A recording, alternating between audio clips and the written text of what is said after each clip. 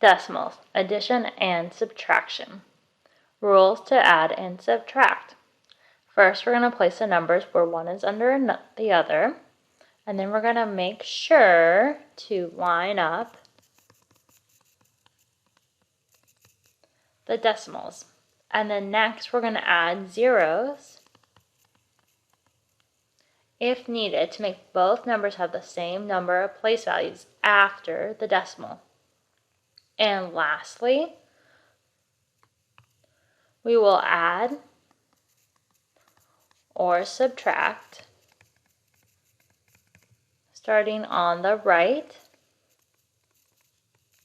and working to the left. So let's look at example 1.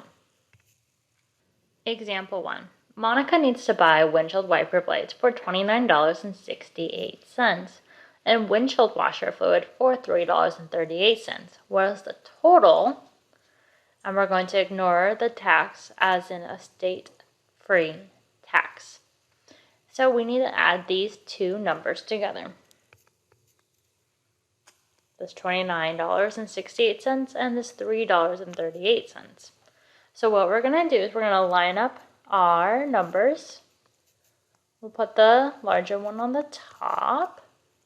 Then we're going to put the smaller one on the bottom, and we're going to line up the place values. So notice we put the ones right on the top of each other, and then we have our decimal. Then we have our tens place, and then we have our hundreds place. Then we are going to be adding because we're finding the total. And then we're going to go ahead and start adding, and we're going to start on the far right. So when we do this, we go 8 plus 8, which is 16. So when we do this, we put the 6 below. We're going to carry that 1 to the tens place value because we have a whole tenth that needs to be accounted for in the tenths column. So now we have 1 plus 6, which is 7, plus 3, which is 10. So we're going to place that 0 below. Now we have a whole 1 to carry over to the 1 spot. So then, before we move on, let's go ahead and place that decimal straight down. Now we can go ahead and add. We have 1 plus 9, which is 10, plus 3, which is 13. So we're going to place a 3 below. And we're going to carry that whole 10 to the tens place value, so then we can account for it there. Now we have 1 plus 2, which is 3. So we have $33.06 will be Monica's total. Now let's do another example. Example 2, use the following to solve. So we have two numbers that we need to add together. So let's go ahead and place the first one on the top. So we have 5.31349. Now we're going to place the second number right below it. We're going to make sure we line up our place values. So we put the 2 below the 5 because they're in the ones place value. We have a decimal. Then we have 3, 8, 2, 2. Now, for this problem, we're going to go ahead and add a 0 right here because it doesn't change the value, but we want to have the same number of decimal place values after the decimal for both numbers. Now we can go ahead and add. Starting on the far right, 9 plus 0 is 9. 4 plus 2 is 6. 3 plus 2 is 5. 1 plus 8 is 9. 3 plus 3 is 6. Notice we're just moving to the left 1 and we're just doing the addition of that column. Now we get to our decimal, so let's just bring that straight down. 5 plus 2, which is 7. So our total is 7.69569. Now let's do another example. Example 3. Monica needs to buy the windshield wiper blades and windshield washer fluid If Monica pays $40 in cash, what is the amount that she should expect back using the total found in example 1? Well, the amount that we found in example 1 was $33.06. So if she pays $40 in cash, so we're going to go ahead and take 40, and then we're going to go ahead and subtract this 33.06, and then find out what we should get back. Now, the first thing we notice is that when we lined up our place values, we put the larger number on the top because we're subtracting. So we want to take the larger number and subtract the smaller number. Then we lined up the place values. Notice this $40 is just 40. So we put the 33 right below it because we have our ones and then our tens, and then we don't have any decimals for 40. So we can just change that by adding a decimal and then a 0 and another 0. So now we have the same number of decimal place values in both numbers, and we can subtract starting on the far right. So we go ahead and subtract. Let's just get rid of this arrow. So we have 0 minus 6.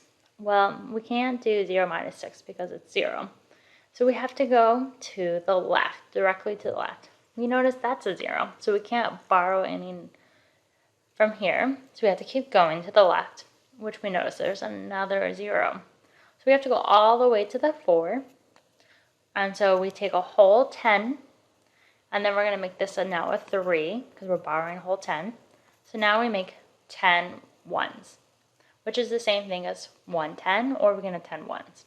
Now we need to borrow from the ones, so we're going to borrow a whole 1, so we'll make this a 9 because we got 10 minus 1, so now we have 9.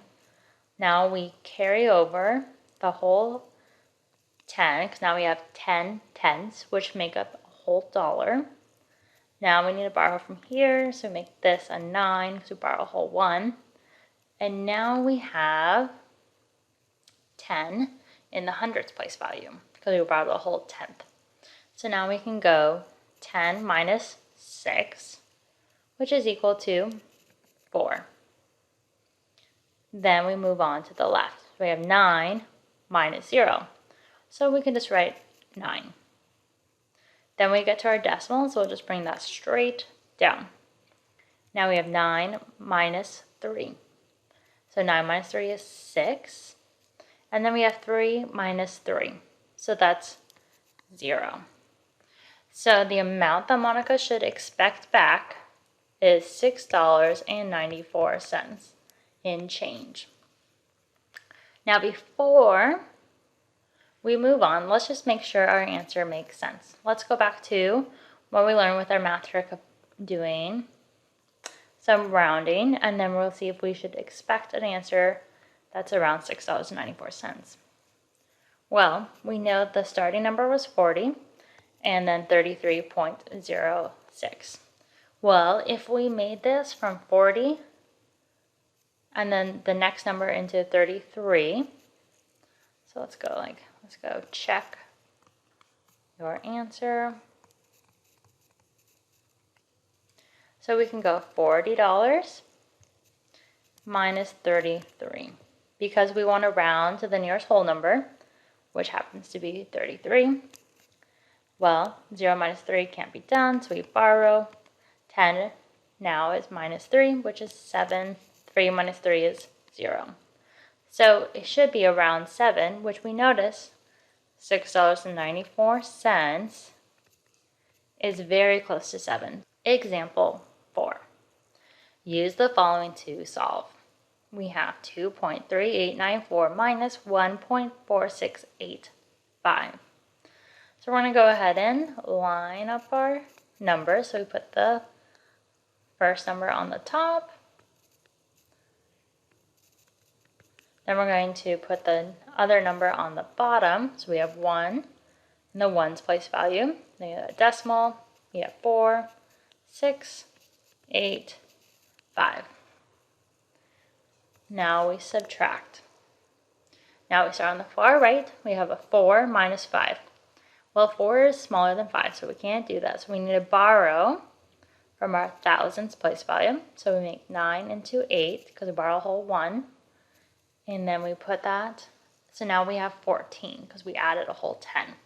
So we just put it like this. You can also write it like, if you want, you can write it like this to signify it's really 14 rather than just the 1 right there. Whatever you can see either is the correct way. It's just more about you keeping track of how many you have. So 14 minus 5 is 9. Then we can move on to the left. We have 8 minus 8. Well, that is 0. 8 minus 6, that's 2. 3 minus 4. Well, that can't be done. So we need to go ahead and borrow from the 1's place value. So 2 becomes 1. Then we take a whole 10. So now we have 10 tens to add to the 3. So now we have 13. 13 minus 4 is 9. And then 1 minus 1 is 0. And then let's make sure we bring that decimal straight down. So our answer is 0.9209 as our final answer.